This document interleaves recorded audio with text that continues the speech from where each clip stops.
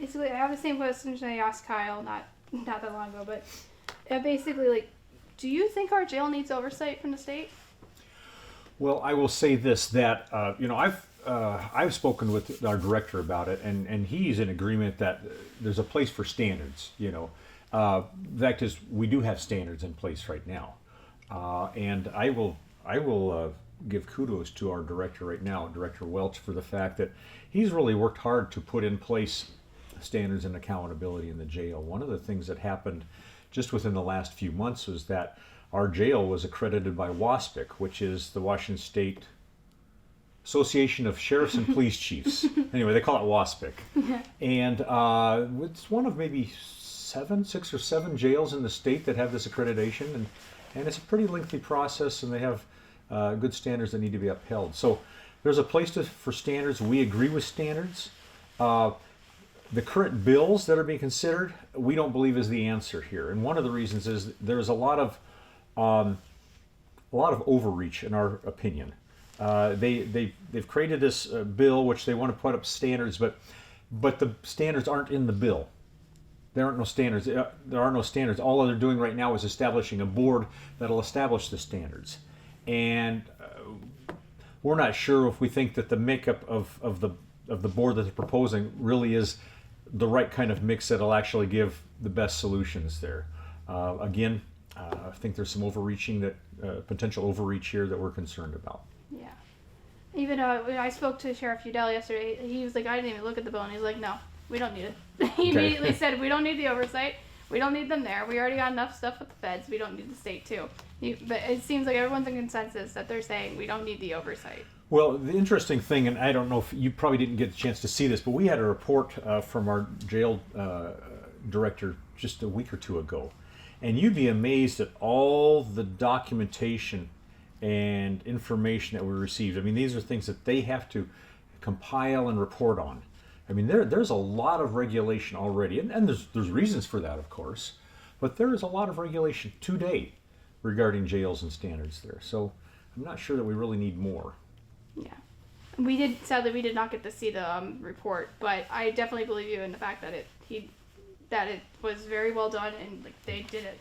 They got it done, and it's well done and everything, and it shows the jail's doing okay. Yeah, we're making progress in a lot of areas, really.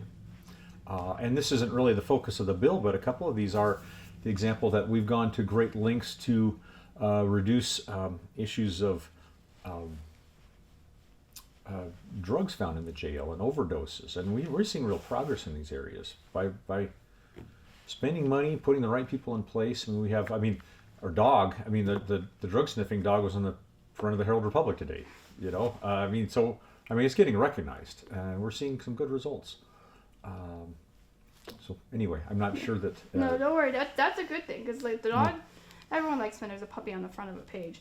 But it's just Yes. like, if especially when it's a working dog and you know he's doing right, you even more proud of the dog, because people just like dogs. So they just think, oh, puppy.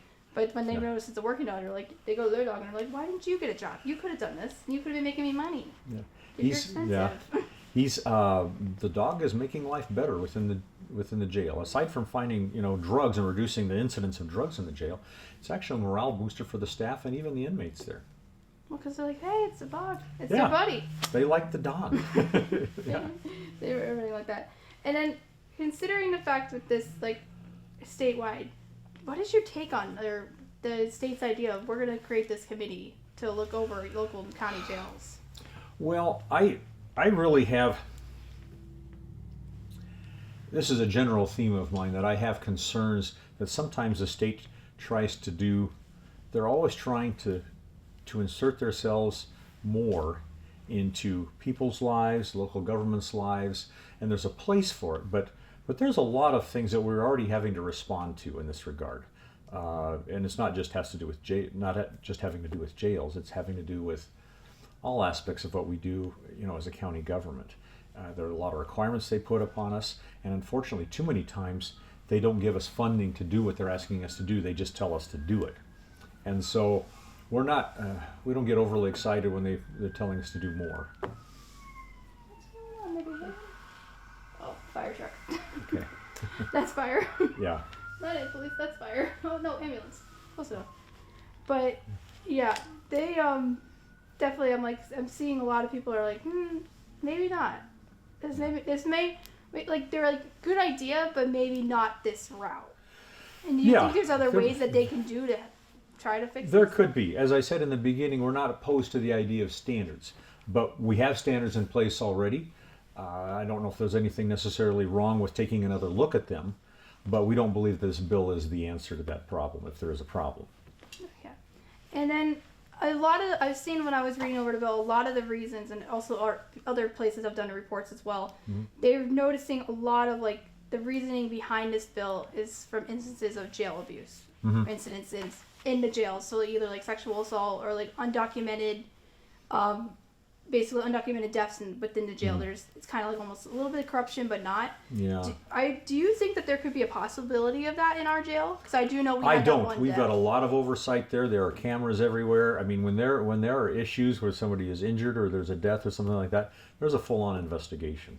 I have confidence in the staff there, and what I, having been through the jail, met with the staff, and looking at the reports,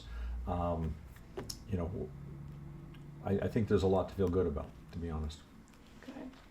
And then, like, if just in like hindsight of the fact that the senator who wrote this, she was more like trying to stop the jail abuse incidents, because they happen, and it's mostly a lot of them are in like the bigger counties, as according to other reports and stuff like that. But do you think like even like just would this help this committee, the oversight committee, help possibly reduce that number of jail incidents, or just this just? I think,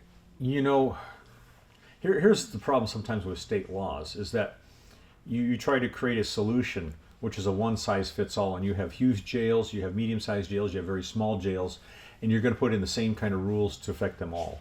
And for some of them, it's going to be very easy to do. Some of them, it's going to be very difficult and expensive, and they're going to be asked to do things with money they don't have. And so I think a lot of thought has to be put into this, more thought than I think has been put currently into these bills. One of the problems I see, in my opinion, with the legislative system is that you have this time frame where you have the legislature comes into session in early January. They have a 2 or 3 week window when they can put in bills, and this year there were about 1,500 bills that have been introduced. And the fact is, it's just really a pressure cooker. A lot of this stuff, some of it has been discussed off session, previously, which is good because people have had time to get their input into it and make a better bill.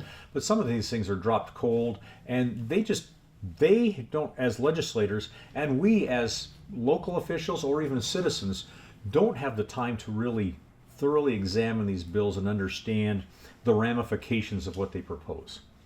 So I would really rather to see a system where instead of putting in 1,500 bills, that there's a thoughtful approach here, and then maybe there's a cap of 200 to 300 bills where it's more feasible to actually take a good look at them and actually create a good product. That's not to say that all products are bad out of the legislature, although I have concern with a lot of stuff that comes out of the legislature. But I